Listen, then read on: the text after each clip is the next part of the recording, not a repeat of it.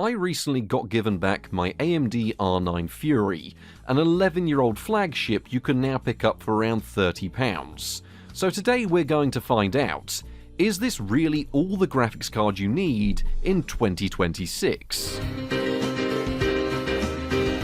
Right, so I've been given my R9 Fury back. My mates had it for a little while, and I gave them the Vega 56 we looked at not too long ago as an upgrade. And honestly, I wasn't planning on looking at this. Probably not this year, probably not ever again, at least not for a long while. But everything's gone a bit budget builds and a bit wrong today. So what was originally the video on this GTX 1050 Ti that I got for cheap that is wonky and a bit broken, I'm sure I'll put a close-up in, where we just couldn't get this thing to work at all. It does appear to be completely dead, so unfortunately the GTX 1050, that's now out of the picture. This one's completely dead. It's broken completely. There's no signal. I've looked at the board. It is busted, so we're not looking at this. Which means that while I wait on post, because I've got lots of bits coming for this year, why don't we take another look at the R9 Fury? Now this isn't the Fury X, this isn't the Fury Nano, which is down there. This is the full fat, well, not actually full fat, these were cut down, just the big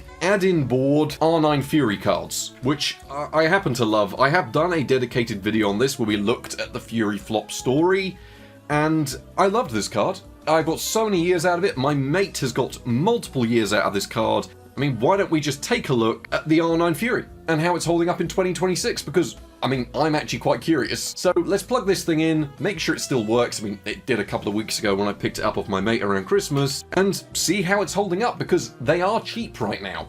So maybe this is even buying advice. Who really knows? See, the R9 Fury seems to be one of the cards that has, well, it has a bit of an infamous reputation for being a complete and utter failure, but those that got them at good prices at the time loved them. Those that loved the weird variants like the R9 Nano loved them.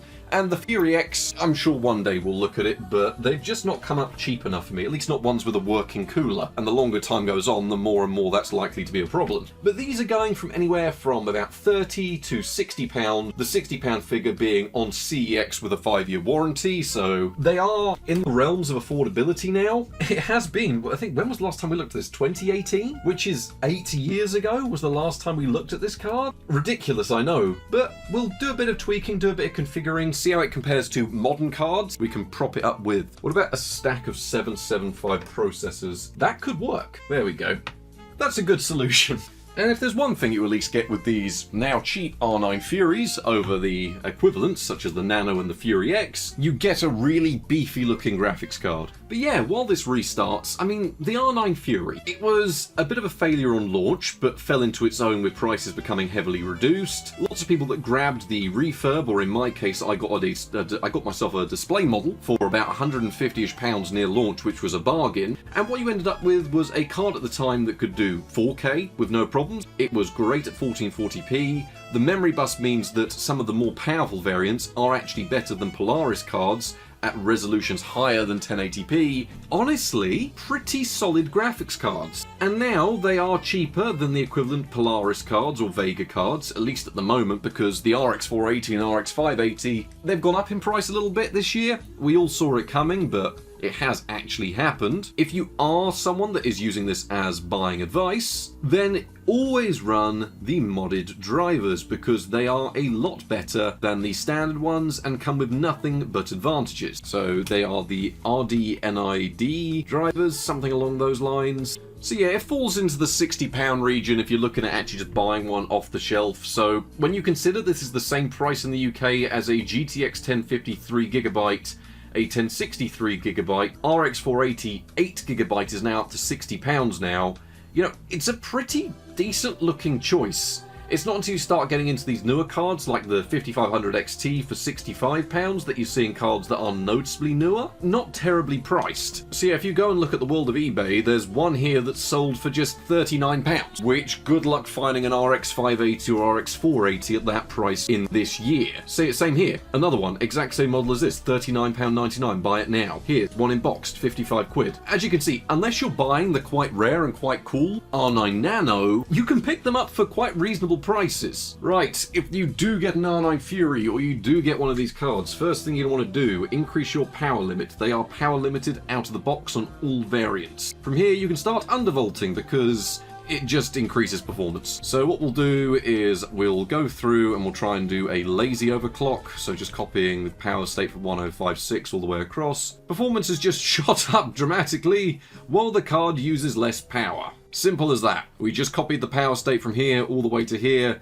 How do I know that works? It's my card. I've owned this thing for at least a decade now, and I've used it on and off. That is really all I have to say on these cards. They're pretty good value at the moment. I wasn't planning on making this video. It's going to be a lot of fun to see how these big old chunks of a graphics card are holding up in 2026. So I got plenty of things to benchmark on here that honestly didn't even exist last time we looked at this card. It was just loading a new scene. Sometimes it does that, but we're all good. So for those people that don't know, what is the R9 Fury? There are a couple of videos on the channel that cover this card. There's one that I mentioned earlier from quite a few years ago on this exact specific model that we're testing today, and earlier last year we did test an R9 Nano out, which is the smaller cut down ITX version. There's also the Fury X that we have yet to check out on this channel, which was the big flagship.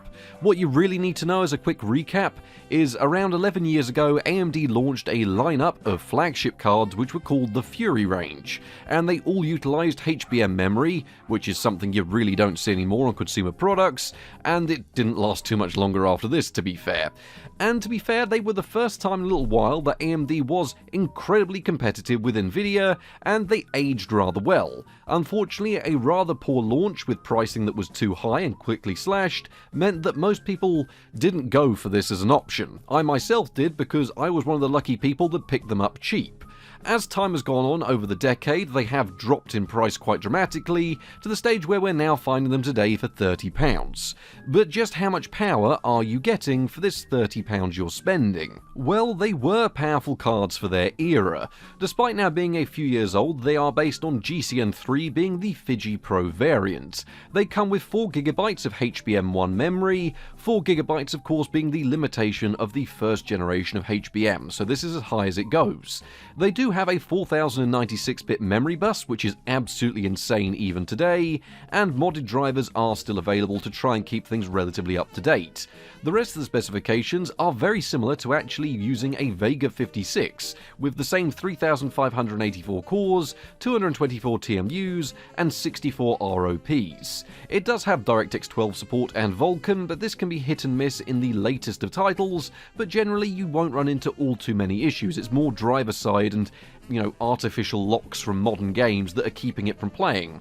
Power consumption ranges from 190 to 298 watts, and there are some figures showing this and its different scenarios later on in the video.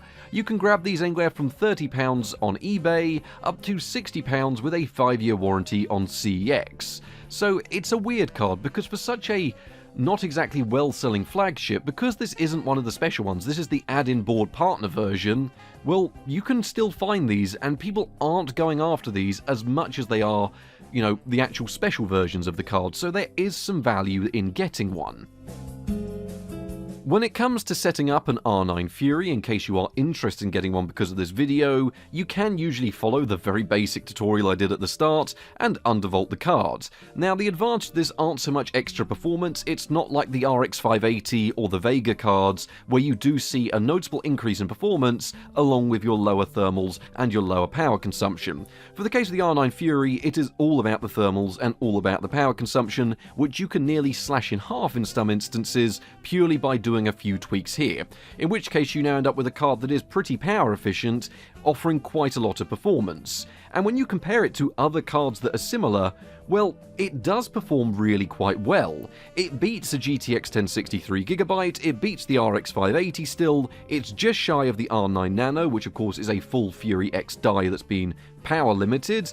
It's almost as quick as a Vega 56 in some instances. I mean, that really is pushing it. It does score around 2,500 points less than a Vega 56, but you know what? That's actually not too bad of a decrease when you consider that I've actually set up the Vega 56 on this graph to work properly. In reality, you're looking at under 2,000 points difference from a Vega 56 running as it is out of the box. It's nowhere near as powerful as modern flagships, but despite its 4 gigs of VRAM, these R9 Fury cards do offer you a lot of power. So one of the main focuses of today's video is of course going to be the benchmarking. I mean, there's not really much else to say about the R9 Fury at this point until we get hold of a Fury X and we can cover that in more detail. Because we've seen this card before and we've spoken about it loads. It's popped up on the channel plenty of times over the years because once again, it was my actual graphics card. So let's get into some of the benchmark testing today. One of the things I'm going to say is I have limited most benchmarks to 1080p because this is now a cheap graphics card. No one is looking at this like a flagship, so chances are the people that it is interesting are going to be running a basic 1080p monitor. They're probably not going to have access to 4K or 1440p because otherwise they're likely looking at better graphics cards than this. I did run a lot of the tests in 1440p, as people that may have seen my video on the R9 Fury versus the RX 480, you'll know that this card really doesn't lose much performance when going higher in resolutions. Subsequently, it also doesn't gain much performance when dropping resolution either. It's just one of those things with the R9 Fury. At the end of the day though, that's just what I wanted to say. This is a good card for 1440p gaming still, but these benchmarks are done in 1080p, because it's a cheap card now, and that's the way we're going to do things. But anyway, I've done a lot of benchmarking from brand new titles to the most popular titles, just to see if the R9 Fury really is all you need in 2026 as, you know, an aged flagship that is still able to get you by, because some of these results have impressed me. Anyway, how does it perform in 2026 with the benchmarks? Starting things off, we have Oblivion Remastered, which I fully went into expecting to have to run the game in 540p with it hardly being playable whatsoever, because that was the last time we looked at this game on an R9 Fury. But it does appear the game now gives you a new type of error when you launch it about DirectX 12 compatibility, one that I've not seen before just launching the game. And it defaulted to low settings plus screen space reflections in 1080p, and it wasn't the best, and we did have to put in place a 30 FPS cap externally to try and keep the game playable, and for a lot of the time it would see a fully capped 30 FPS. In fact, when you were in towns and cities or dungeons, it would stay pretty much bang on this figure and absolutely fine. But those of you that know Oblivion Remastered know that it's a bit of an Unreal Engine 5 mess and doesn't utilise low VRAM cards very well. So despite this, and in fact it was actually running somewhat okay, it would hitch up in places by trying to exceed our 4GB of HBM memory. Oblivion Remastered, when we ran it with low and medium settings, plus screen space reflections in 720p though, would stay much closer to a 30 FPS locked cap, which is still better than I was expecting, although it is a shame to see that the Fury is now down to being a 720p card, something it doesn't really benefit from doing. Genuinely, dropping the games down to 720p on a card like this very rarely helps performance, but it did mean we could enable a few things on medium, and to be fair, the game did look better. Unfortunately, with hardware of this age, it doesn't respond very well to FSR, whether you do it through the game itself or through lossless scaling. I always get comments telling me about it, but trust me, have you actually ever tried it in a game like this? You end up with a game that looks worse, runs worse, and may occasionally give you a blurry looking filter that occasionally could look nicer than the game does. At the end of the day, Oblivion Remastered surprised me by being playable, but 720p with a few medium options is about the best you're going to be able to do at the moment. Next up, we had Cyberpunk 2077, which we ran with the high preset, which turns a lot of options up to either high or ultra, but we did run the game with low textures, which is kind of a necessity on a card that only has 4GB of memory. We did run the game in a 1080p resolution, but 1440p pretty much returned us the exact same frame rate, so really you could go higher than this on resolution if you wanted. We saw an average of 36 FPS with 1% lows down to 29 FPS overall, which isn't too bad at all, and is the same result we saw in the benchmark as we did in real gameplay.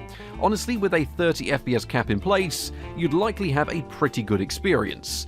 The only thing is though, some people are going to be asking, if we can get this close to a solid 30 FPS, can we make the game run at 60 FPS maybe? And unfortunately, it just doesn't seem like the Fury can really target 60 FPS in a game like this. With low settings in 1080p, we saw 48 FPS, with 1% lows down to 41 FPS. And honestly, with a FreeSync monitor connected like we do, did look noticeably smoother, but at the end of the day, I would expect better performance from low settings than this. Dropping the resolution down to 720p made really no difference whatsoever, maybe a couple of 2 or 3 FPS in places, but honestly, Cyberpunk, locked settings, 30 FPS, that's probably going to be your best target, but it did look good. new one for the benchmarks here, and something that we've not tested in many, many years, is Fortnite, because people do request it to be tested because they like building systems that'll run this game. It is still incredibly popular.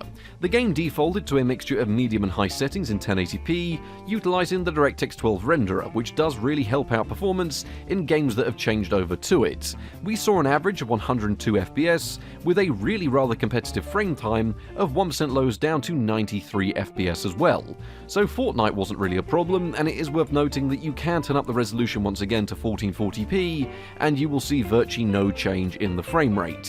This card, it's got such a large memory bus that it doesn't really gain anything from lower resolutions, which is kind of one of the reasons why it just seems to perform so much better at higher resolutions. It's just because you're not gaining anything by running it in 1080p. But still, 1080p, 1440p, Fortnite, medium and high settings, you're going to be seeing anywhere from 90 to 130 FPS most of the time. Counter-Strike 2 of course being an exceptionally good use for a graphics card like this, but it does suffer with the standard GCN issues of the first time you load into a map or a benchmark, it will have stutters until you've ran through it for a couple of minutes. This does go away on restarts of the game, so it's only really something when you just install the game and the graphics card.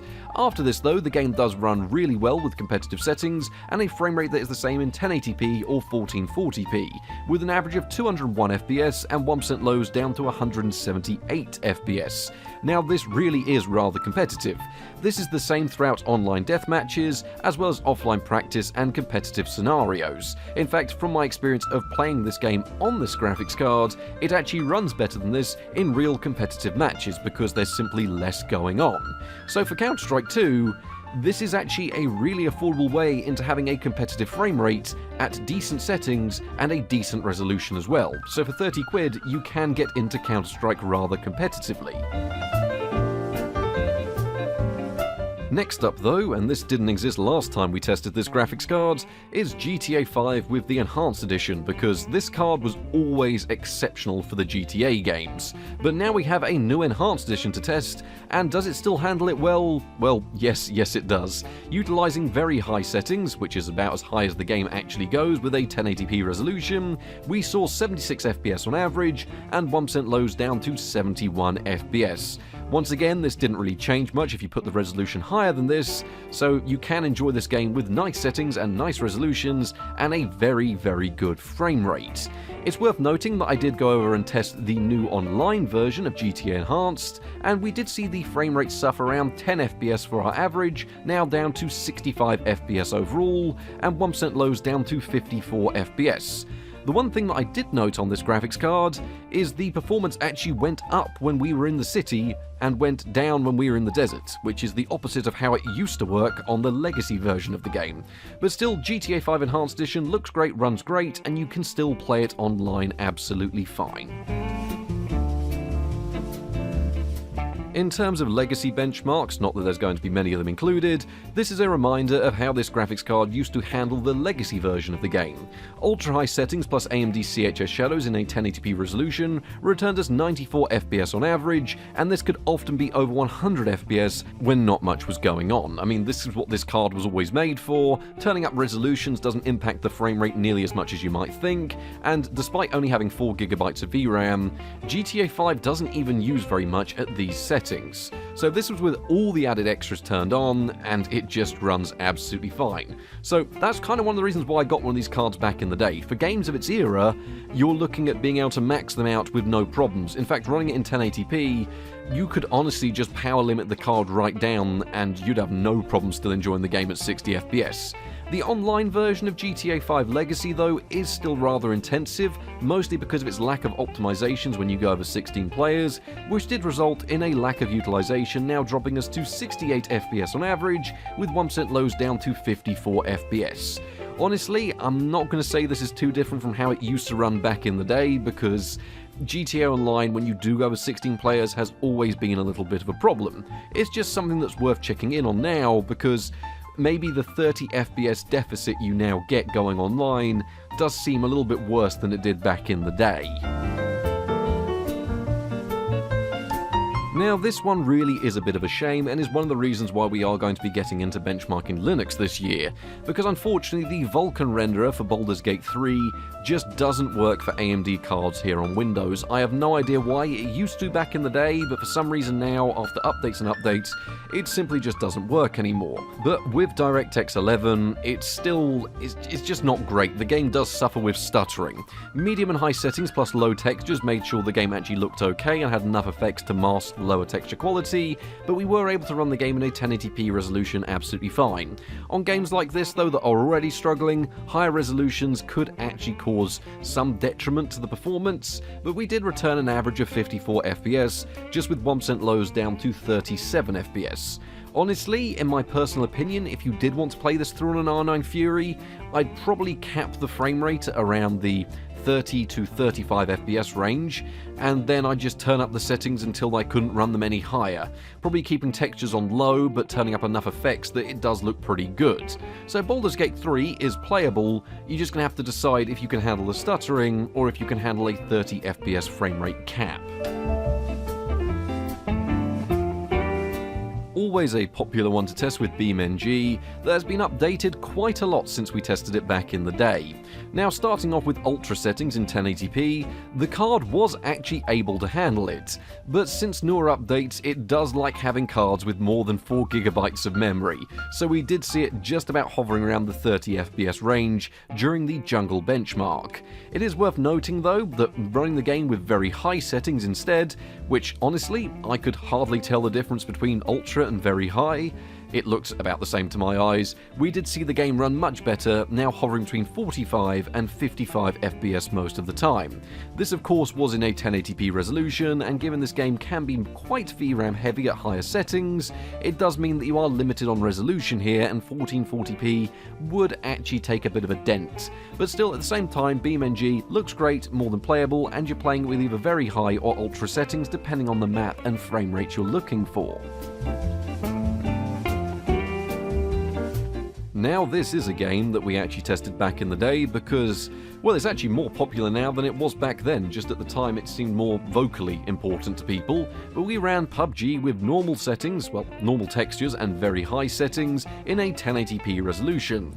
I didn't have a 60 FPS cap in place externally, and I certainly didn't have one enabled in-game, but for some reason the game pretty much was adamant it was going to stick to around the 60 FPS region. It could go over this, and it did in a few instances, but almost seemed magnetized to bring itself back down to this figure. It must be said that the R9 Fury does benefit greatly from the new DirectX 12 renderer, meaning that we now saw something that I couldn't imagine having back in the day, which is actually a nearly fully stable 60 FPS in this game.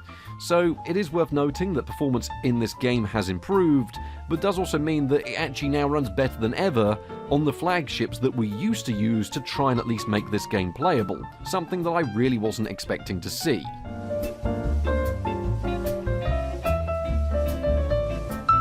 Mount & Blade Bannerlord, this should surprise absolutely no one that it defaulted itself pretty much to ultra settings in 1080p. It did give us a warning about going over the VRAM, despite the fact it chose these settings for us, but even then, we had nothing really to worry about. 76 FPS on average, with 1% lows down to 48 FPS, which may sound a bit stuttery at first, but as you watch the built-in benchmark footage, you'll quite quickly realise this is a worst-case scenario for the game, when you are literally doing a flyover that you wouldn't be able to do unless of course you died in a battle and were then controlling the camera. Throughout my experience actually playing Mount & Blade Bannerlord with this graphics card, you're looking at these settings for absolutely fine frame rates between 40 and 70 FPS for a lot of the early to mid game, usually dropping around to the 55 to 65 FPS region during some of the late game battles. So Mount & Blade Bannerlord still exceptionally well optimized and works very well on the R9 Fury.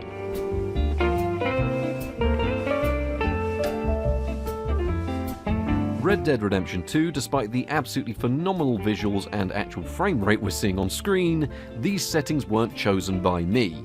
This game does not like lower VRAM cards, and 4GB is definitely too low VRAM for this game. Not because it won't run well, but because you can't change the bloody settings in the menu. So we just have to go with whatever the game decides it's going to run like for the day. And it chose a mixture of settings, usually medium or high, and then the other ones turned on ultra, which apparently was how this game wanted to run. I can't fault the game for choosing these settings, because we couldn't actually configure it around because it would say we're using too much VRAM, but as far as actual pre-configured settings go, Red Dead 2 usually does a good enough job.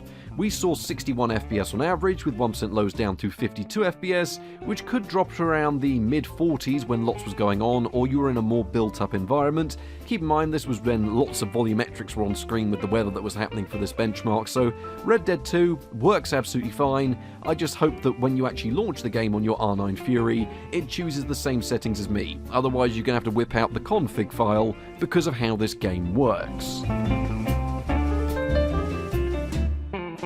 Now, this is one that is always requested, I'm assuming just because out of sheer popularity, with Rust, which is something I have never really tested on an R9 Fury card. We may have tested it back in the day, but honestly I can't remember doing it, but we are running the game with medium settings in 1080p. And how did the game run? Well, we saw 86 FPS on average, with 1% lows down to 74 FPS. Keep in mind this figure was taken for a mixture of the built-in benchmark and actual gameplay itself. I'm not too sure how relevant the gameplay is because I sort of just wandered into somewhere that gave me radiation poisoning until I died, and then I respawned and tried the other direction. So Rust does seem to work pretty well and looked okay. You may be able to turn a few settings up to high, but honestly, in this type of game, they can be really quite VRAM heavy. Rust doesn't seem to be phenomenally well optimized. It's playable and it'll work, but some settings do have more of an impact than you'd think they do. In terms of resolution, you could easily increase it from 1080p, and you're going to see pretty much the exact same frame rate we're seeing here.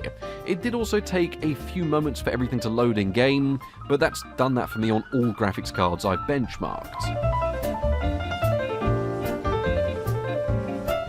It must be said though that Hitman, even in its latest release, does respond really well to these older GCN cards, especially these R9 Fury flagships. With medium and high settings in 1080p, we saw 60 FPS on average and 1% lows down to 51 FPS. This is during the most intensive and most modern benchmark map, which is the Dartmoor benchmark, and we were also running it with the best simulation quality enabled as well. So in terms of actual in-game performance, unless you're running the latest and greatest releases on there, you'd be seeing over 60 FPS easily with these settings, and you could definitely turn a few of the options up. This game does scale incredibly well to these cards because of its DirectX 12 implementation, which has in turn just optimized it for these GCN cards in ways you wouldn't believe. The 4GB of VRAM didn't prove to be a problem, provided you kept textures on medium and turned up the other settings to high to mask them where they may not look so pleasant in other areas. This one I only really wanted to include because Fallout 4 has a sudden surge in popularity because of the next series of the show, and given its current popularity and the fact it has had an anniversary update, it is worth revisiting this game for the performance on modern well, not even modern flagships, 11-year-old flagships. And it turns out the latest anniversary update, I believe that's what people told me it was, has actually improved performance on these AMD cards dramatically. We now saw the game default to ultra settings and stay at a virtually locked 60 FPS, unless of course we were in some particular area that would bring us down to the mid-40s. Throughout most of my time playing the game, through the wastelands, busy towns, busy cities, internal areas, battles, everything like that, the game pretty much stays to a constantly locked 60 FPS. Keep in mind this benchmark is taken during the big town that we benchmark in because it is one of the most intensive areas, but throughout most of the other time, it does appear that Bethesda has fixed Fallout 4 on the R9 Fury. It's just taken them many years to do it. Tiny Glade is worth including, just to give you an idea of could this card ever actually achieve something with ray tracing. Because Tiny Glade, I believe, does implement its own form of the ray tracing technology, it just doesn't use Nvidia's RTX, it uses its own custom implementation.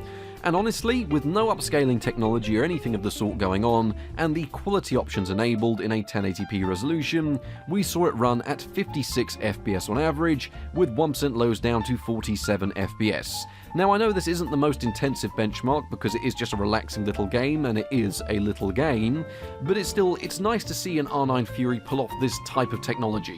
I remember back in the day, we tried a path tracing demo, I think for Doom or Quake or something, and managed to run it in maybe 240p. So it's nice to see these custom implementations actually run quite smoothly on graphics cards like this. They do, however, scale with resolution quite heavily, meaning that 1440p would quite dramatically slash your frame rate. But finally, can it run Crysis? Well, it should come as absolutely no surprise that this is one of the best graphics cards to play Crysis on. It has full driver level support and optimizations, meaning ultra settings with DirectX 10 in a 1080p resolution see well over 60 FPS. This game, despite how good it looks, is not particularly well optimized and does struggle for all types of random reasons, even on cards that are 11 years old and flagships at the time. But still, I'm not really going to be arguing about this performance because, I mean, let's be honest, we should really be testing the new Crysis remastered on a graphics card like this, but still, it gives you an idea of how it does run the classics. Even poorly optimized titles like Crysis will look great and run great at over 60 FPS at ultra settings. And you know what? They don't take too much of a performance hit when you crank up the resolution either. So, overall performance of the R9 Fury, at least when testing it against popular titles, even if they aren't the latest and greatest beyond a couple of them, was actually quite surprising. I mean, Oblivion Remastered does go to show that Unreal Engine 5 titles that don't really take into account lower VRAM cards do struggle, but it has improved performance over the last time we tested it, which was on the R9 Nano, where we struggled to even see around 540p and a playable frame rate. So at least you can at least now see 1080p 30fps with low settings, or 720p and low and medium settings, which honestly would be my preferred way to play, because it came with a smoother frame rate and some better settings. Generally, across the board, higher resolutions, at least up to 1440p, would give you the exact same frame rates as shown here, because one of the inherent, I suppose you could call it a negative, but it is also an advantage, depends on how you want to look at it, is that the R9 Fury doesn't really gain performance by dropping resolution, unless you are really, really limited like you are in some brand new titles. So because of this, you can usually increase the resolution either natively or through the drivers with virtual super resolution, which came out around this sort of time, which means that you can enjoy a downsampled experience for higher quality visuals, or just run it on a better monitor with the same performance you're seeing here. Although it must be said, as good as the performance was across the board, newer games will struggle, and even some of the latest and greatest games won't even launch unless you go and make some registry tweaks to make it think it's running newer drivers than it actually is. Because a lot of games now, well, they don't want you running their games on graphics cards this old, so they arbitrarily force you to, well, get a new graphics card, but what you can do is tweak the driver name in the registry so it thinks you're running a newer version than you are. Other than that, though, I think for 30 quid, that is some really exceptional performance that rivals, if not beats, the RX 580 and RX 480, which are now more expensive cards than this is. The thing is though, some people are going to chime in and say, oh, but you get all of this performance, but there's no way my power supply could handle it, or there's no way the thermals of this card are any good. Well, you are right. Out of the box, thermals are okay because have you seen the size of this cooler? But in terms of the actual power consumption, well, it is really rather high. See, out of the box with default settings, it can use up to 298 watts during Furmark.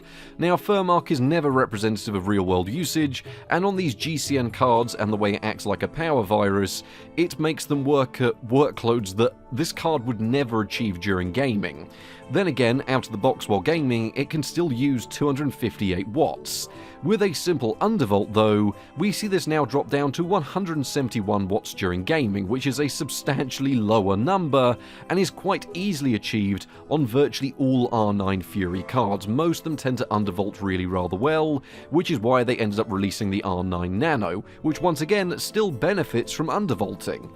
But once again, there is that little graph down there showing the maximum undervolts. And yes, I did manage to get the R9 Fury to use just 71 watts while gaming.